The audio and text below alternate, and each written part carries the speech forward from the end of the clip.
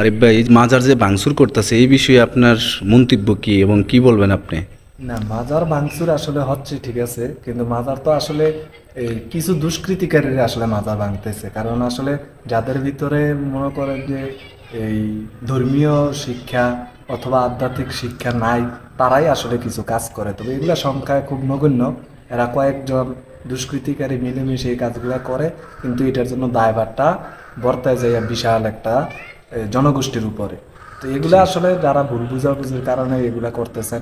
তবে যারাই করতেছেন তাদেরকে অনুরোধ করব, অলিয়া উলিয়াদের দরবারে হাত দিয়েন না।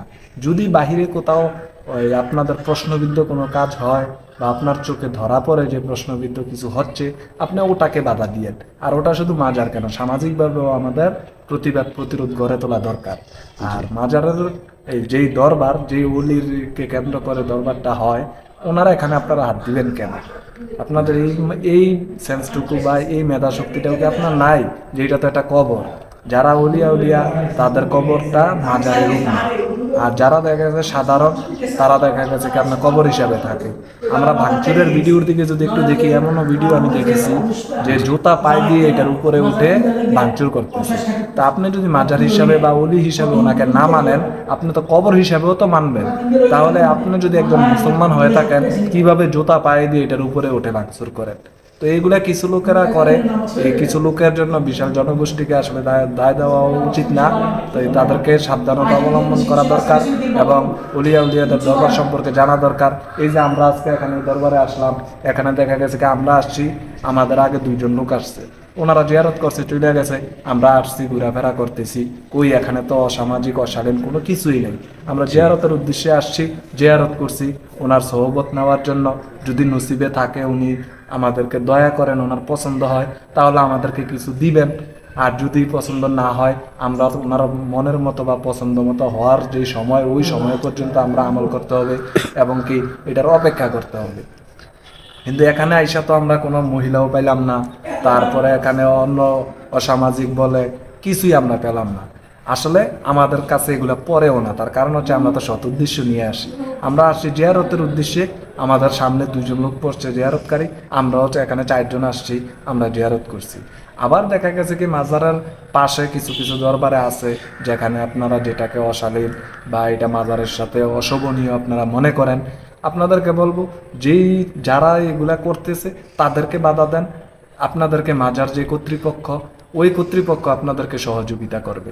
কিন্তু এটা না করে আপনারা কেন অলির ইয়াতে আঘাত করবেন, অলির রোজা আঘাত করবেন? আপনারা তো অলির রোজাটাকে আমরা তো অনেক মূল্যবান মনে করি, কিন্তু আপনারা তো একটা কবর হিসেবে মূল্যায়ন করেন না যারা ভাঙতেছেন।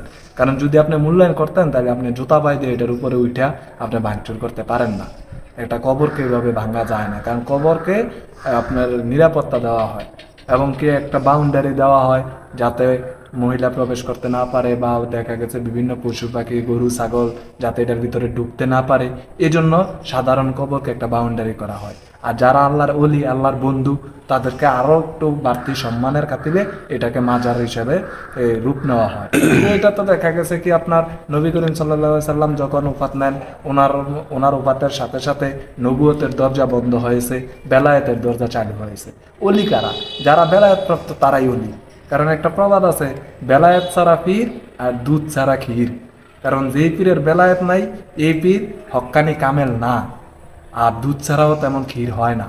তো অতএব আপনারা যদি কাউকে ভণ্ড মনে করেন, এটা আপনার ব্যক্তিগত ব্যাপার। তবে তাদের ভিতরেও দেখা গেছে কি পাওয়ারের তারতম্য থাকে, কম বেশি থাকতে পারে। একজনের একটু কম, একজনের একটু বেশি, এই জন্য তাদের কারামতগুলা বা তাদের কার্যক্রমগুলো একটু কম বেশ থাকতে পারে। কিন্তু তার মানে এই না যে ভণ্ড। কারণ আপনি যার মাজারটা হয়, আপনি চাইলেও একটা লোকের মাজার তৈরি করতে পারবেন না, এটা আল্লাহর হুকুম ছাড়া হয় না। আর সে যদি অলি নাও হয়ে থাকে, সে একটা কামেল অলির মুরিদ, এটা আপনার বিশ্বাস করতে হবে। কারণ ওই কামেল অলির দৃষ্টি তার উপরে আছে বিধায় তার এখানে একটা ইয়া হয়, সম্মানের স্থান হয়, মানুষ তার কাছে আসে সম্মান করে বিনা দাওয়াতে। এমনও দেখা গেছে দাওয়াত দিয়েও মানুষ আনা যায় না, বিভিন্ন কারণে এই সমস্যা এই সমস্যার কারণে যায় না, কিন্তু এখানে বিনা দাওয়াতে আসি। যেমন আমরা রওনা দেওয়ার আধা ঘন্টা আগেও আমাদের পরিকল্পনা ছিল না যে আমরা এখানে আসব, মুহূর্তের ভিতরে আমরা পরিকল্পনা করে এখানে চলে আসছি। তো এই আধ্যাত্মিক বিষয়গুলো এরকমই, আপনারা শরীয়ত তরিকত হাকিকত মারফত সবগুলা মিলে আমল করবেন, সবগুলার চর্চা করবেন, তাহলে আধ্যাত্মিক জগৎটা সম্বন্ধে আপনাদের মাথার ভিতরে জ্ঞান ঢুকবে। সবাই ভালো থাকবেন। আসসালামু আলাইকুম।